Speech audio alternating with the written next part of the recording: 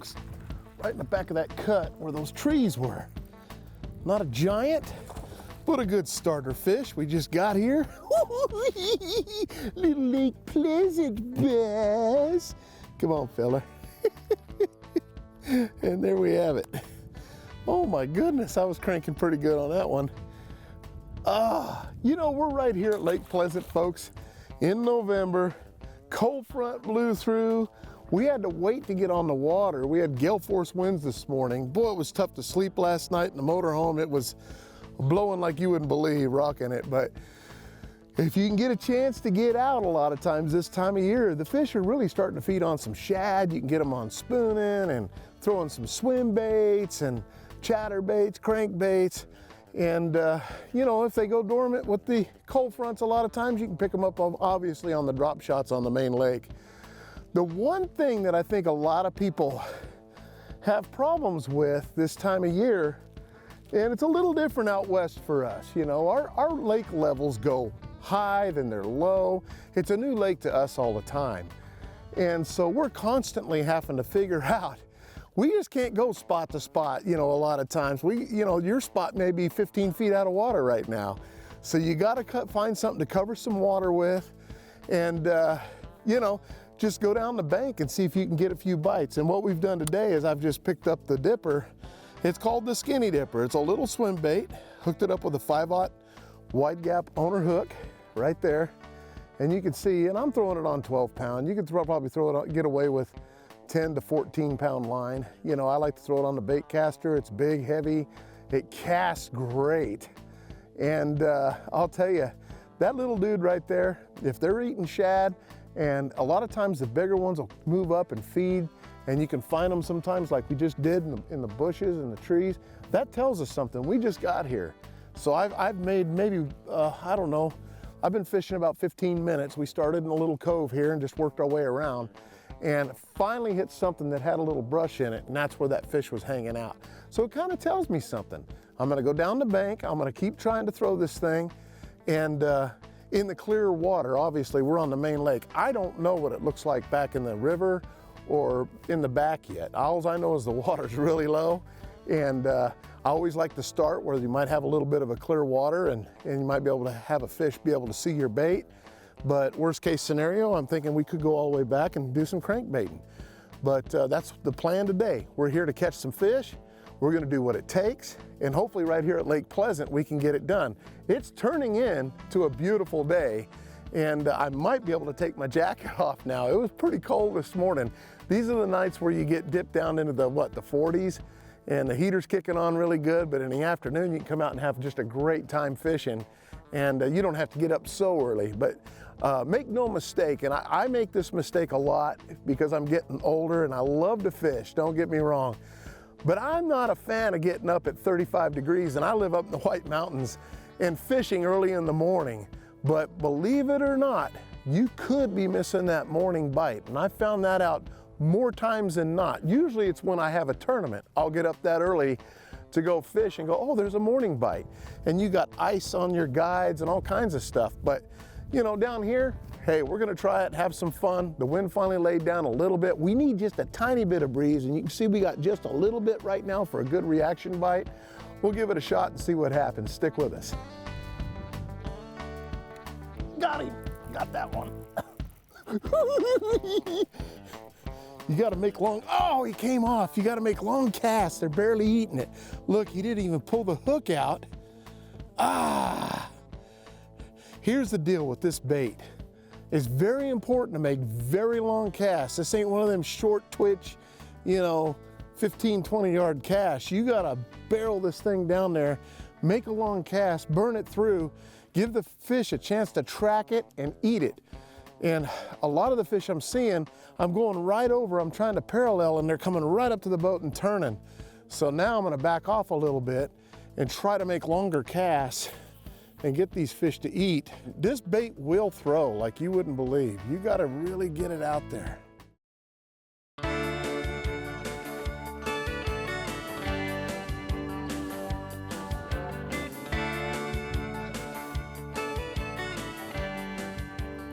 Got it. I got that one right over that tree. He wasn't very big though. back of this cut. That's probably what's been nipping at me. I've had big fish follow it up and I'm catching the little ones. Don't you love that? We'll let him go. See you, buddy. You know, a lot of it's all about the retrieve, and it's also about making sure you're stepping back far enough and throwing a long cast, man. I'll tell you, they'll follow this thing, they'll track it. You gotta give the fish time to come up and track it after it hits, and then they'll, you know, your retrieve speed, whatever, triggers them to hit the bait. And there's a lot to it, but I can tell you this, you gotta make those long casts, and that helps a ton. And hitting a bush or two doesn't hurt either. But I've had some really nice followers that I came right up on top of, and I just didn't make a long enough cast and it killed me. So I wanna make sure I make those long casts. Putting that rod tip down towards the water when you're reeling this in really helps, because I'm using a high-speed reel, and I'm just keeping that thing barely under the surface. I'm making them chase it. You know, in this clear water, I'm not giving them that chance to get that good look on it. We're just covering water now. We've only been out about an hour. We're covering water, and I've had enough fish nip it or bite it or look at it that, you know, we could have a decent limit, but, you know, you can't weigh the looky-loos. You got to figure out what's going to trigger them to bite. So I'm trying to back off a little bit, make those long casts that I need to make to catch these fish. The other important thing is making sure you're using the right rod. Get yourself a little bit longer rod. You can make those longer casts. And, you know, if you're throwing this bait, I like to throw it on anywhere from 14 to 17 pound test line. You can get away with 12, but you get some stretch in your line. And, you know, I like to use something like a spinnerbait type rod to throw this thing out there with. And that way you can really set the meat to them with this big old gnarly hook. And the other thing that's real important with this particular bait, when you're throwing it, you can see how we've got it hooked up. You know, when you get it out of the package, it looks a little bit like that, okay? So what we're gonna do to hook this thing up is go up underneath the nose to the bend of the hook. We're gonna rig it up somewhat weedless. I'm gonna put a new one on, but I'm gonna show you how to do this. We're gonna put it up there. Once we get it up there, boy, that one's tore. It just tore all the bits, but we put it up there, and then what we do is we just bring up the hook straight through just like that. And it's got a little channel right there. You can see the channel, but I still like to skin, what they call skin the bait. Get the hook point just barely into the plastic so it doesn't pop out. If the hook pops out and it's exposed, for some reason I don't get near the bites, it doesn't run right, it surfaces too fast, little things. It's just the little things. But you gotta use a wide gap hook like this to get it to keel right. Because as this thing comes through the water, it kind of goes back and forth like this. If your bait rolls like this, it's probably because you're using more of a straight shank type hook or something, but you definitely want to use, you know, a wide gap hook like that. Plus, when you set the hook, you get the fish. Oh, I got him. A little guy right there on the bank. He ate that big old swim bait. Look at this little dude. Man, he hit it as soon as it hit the water too. Look at him, he's a minnow. I guess that's a little Lake Pleasant bass. I'm not sure if that's a sardine or a bass. He hit it right on the bank. You know, a lot of times when you're going down, you're gonna have those little ones eat these things up because they're all eating the minnows too, you know. But keeps you going, you know, for the big one to hit. Oh, got him. There's a good one. He was on the other side of that little island right there, and a lot of times that's fun to do right there.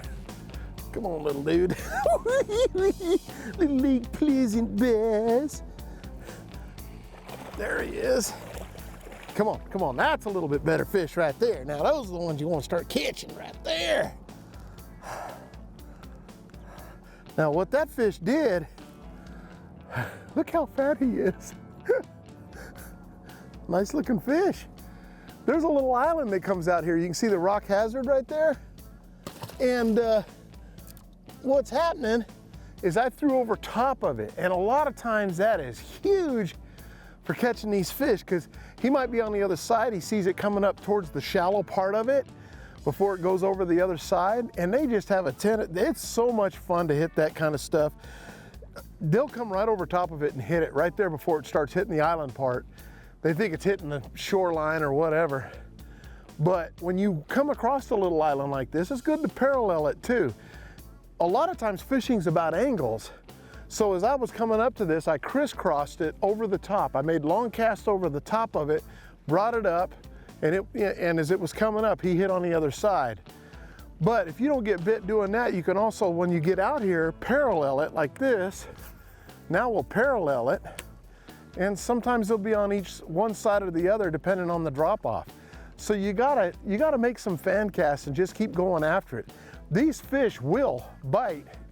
And one thing I'm noticing already about this today anyway, is you're finding fish in just scattered areas. I'm trying to find some areas where, we're actually, the boat's in deeper water and they have ledges and points off the ledges, things like that, little cuts.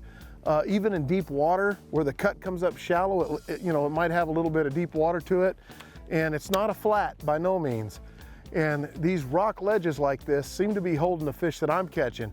Now, we haven't tried to go back and fish the flats or anything right now, but I'm trying to get bit, so I'm just covering water. And a lot of times to go fishing and find a pattern, you just have to put your trolling motor down. You got to cover water. Find out if they're hanging around rock, points, bluffs. You'll come across some flats, maybe some islands, submerged islands or something like that. But if you want to cover water and kind of figure out at least what the reaction fish are doing, and right now, honestly, we have the perfect little wind ripple, what you see on the water right now. It's not gale force winds, it's perfect. So this kind of condition like this is great for any kind of reaction bait you want to throw, whether it be a spinnerbait, a crankbait, this skinny dipper, something like that. We all like to throw swim baits, stuff like that. I love throwing these things. I'll throw the little dipper a lot of times. As a matter of fact, the little dipper will work just as good today too. The only problem is you'll catch a lot of those little ones, because there's a lot of little ones following the bait. But you can do that on a spinning outfit as well. I throw like a 710 rod for that, something long so you can get a long cast with it. But right now, that's what we're doing. That little island panned out for at least one nice fish. We'll keep going down the bank and see if we can catch a few more.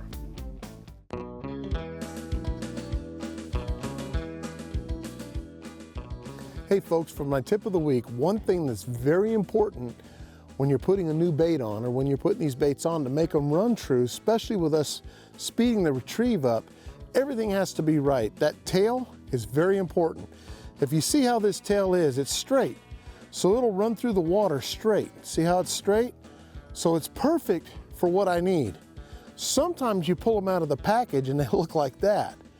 That can be fixed. You can, there's guys that boil them or whatever and soften the plastic back up to get them over there. I don't know. I usually just don't even use that, to be honest with you, because that's not going to run right. And a lot of times what will happen with a bait that's got a crooked tail like that is it'll start spinning on you as you're reeling it in, and you're not getting the action you need. So you either have to throw it away or you have to save them, boil them.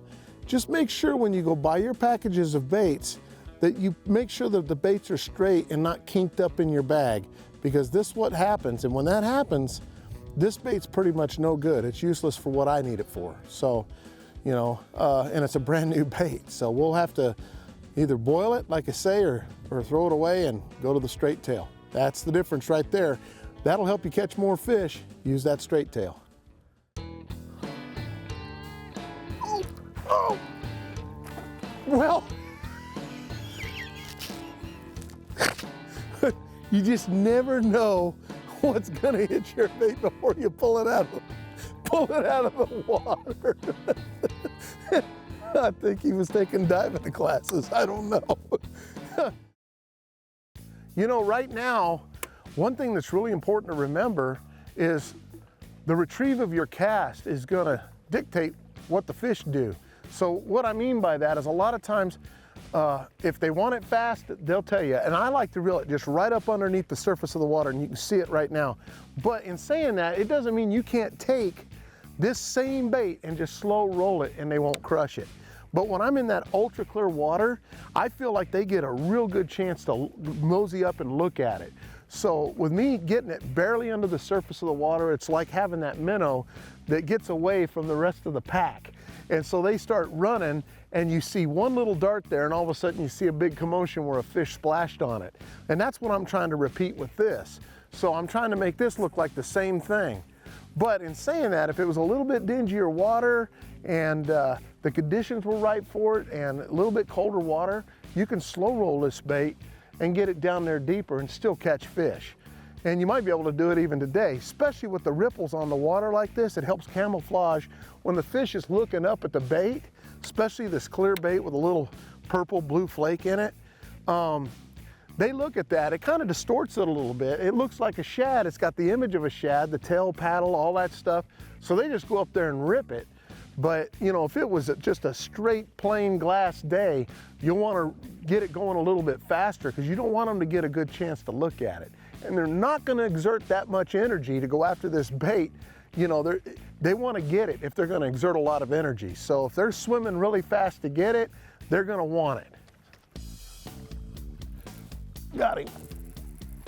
He ain't that big, but he's right by that tree. Come on in here, son. Oh, that's the deal. You find the trees sometimes. You find the fish, you burn it right by there. You know, another bait that works good too doing that is a buzz bait. Anytime you find isolated trees like this, you gotta throw through them. Throw to the right side of them, throw to the left side of them, and then throw right in the middle. Don't ever give up on the first cast either. Your first cast will usually be your initial good one though. But I'll tell you, I've seen them sit there and then they'll come out on the second or third cast. So you always wanna make sure that you give that an opportunity.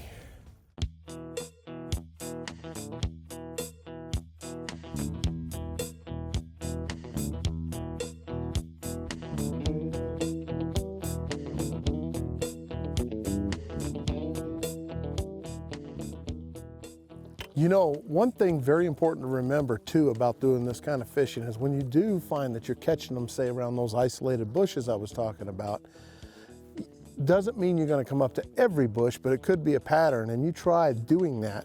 Just the isolated bushes. If you have 6 or 7 or 8, you know, and you got them in a line and you think you just found the gold mine, a lot of times that may not be the ticket. It's the one place that the fish will migrate to on a stretch of bank that doesn't have anything else that they can hide in.